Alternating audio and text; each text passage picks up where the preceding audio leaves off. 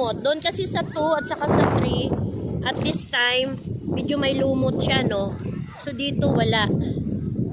Okay? Malinis. Malinis na malinis. Doon medyo crowded. 1, 2. Dito sa, 2 and 3. So, dito sa 1, hindi siya crowded. Maganda yung tubig dito. Oh. Ang linis. Diba? Oh.